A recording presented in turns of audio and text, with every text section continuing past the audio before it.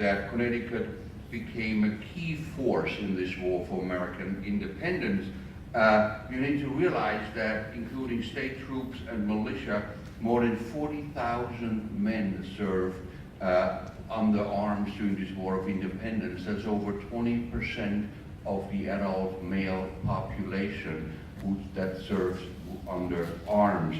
Connecticut troops participate in every major campaign, in every major battle from Bunker Hill to Yorktown and beyond. Within Connecticut, more than 50% of the adult population of some little towns such as Lebanon, for example, fight under arms between 1775 and 1782.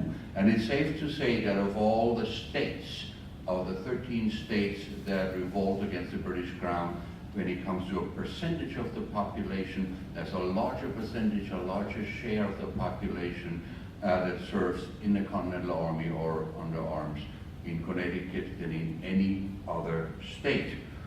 What also comes to mind, of course, when we talk about Trumbull, is his son Joseph, the first Quartermaster General of the Continental Army, his son Jonathan Jr., who is General Washington's private secretary, and of course, John Trumbull, the painter of the Revolution.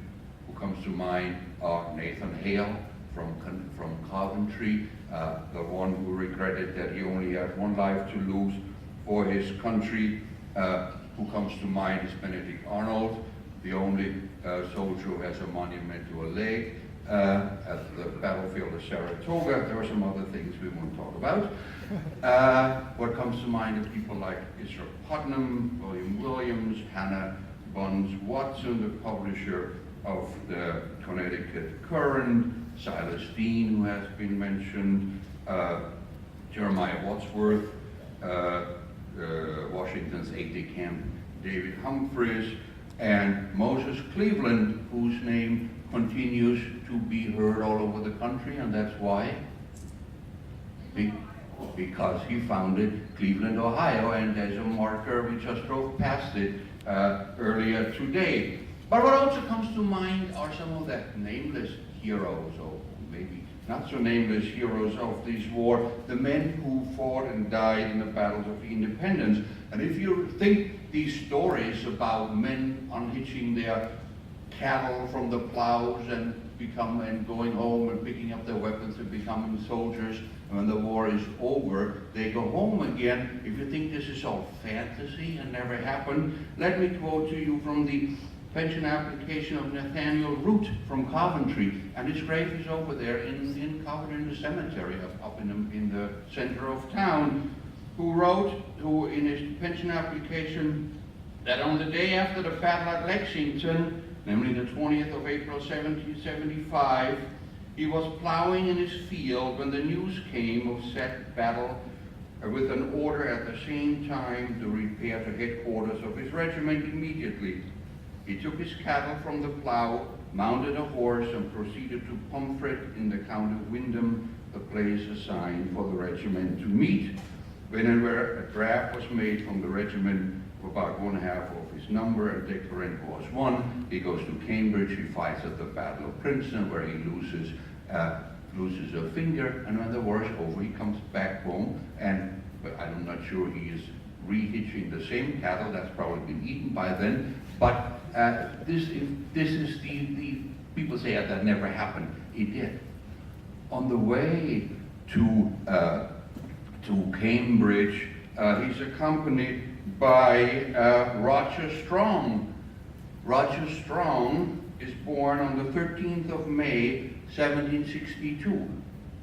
And when he hears the news of Battle of Cambridge, he also goes to Pomfret and signs up and goes to Cambridge. And he's how old?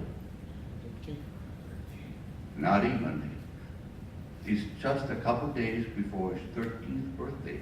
And once the Continental Army is established, he joins the Continental Army, and then in his pension application he writes that in the beginning of the year 1778, your petitioner became disabled having been obliged to leave the service by reason of lameness contracted in same service, occasioned by his then sudden rapid growth, experiencing heart failure, sleeping on the ground in wet and cold.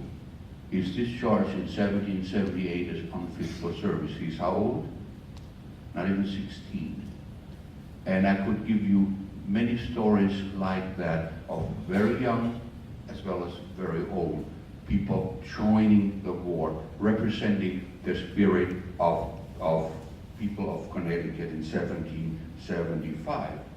There are others. There's Thomas Freeman from Saybrook is among the African Americans who fight at Bunker Hill.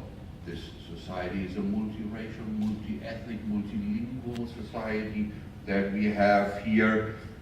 In May of 1777, Connecticut allows slaves, for example, to be manumitted to serve for their owners. Connecticut even has an all-black company in there. In other words, the army, the regiment from Connecticut that serve in the Continental Army represent the state. Connecticut also has a navy, as we well know, but what Connecticut is probably best known and where its most important contribution was as their provisions state. Connecticut's greatest contribution is the steady supply of food, clothing, and munitions for the Continental Army, and Connecticut provided a larger percentage of the total supplies for the Continental Army, and then later for the French forces than any other state. During and after the siege of Yorktown, herds of fat cattle are driven from Connecticut to Williamsburg, Virginia. And every time I read this, I wonder how fat the cattle is after 500 miles on the road. But that's, again, a different story. Connecticut, of course, also pays a price for its role in this war. What comes to mind is Governor Tryon and the burning of Danbury, Battle of Ridgefield. What comes to mind is Fort Griswold in September of 1776, when British forces under a nameless Connecticut capture the fort and massacre the inhabitants there. 6 September 1781, where's the Continental Army? Well, in September of 1781, the Continental Army is on its way to Yorktown and the siege of Yorktown and the victory at Yorktown.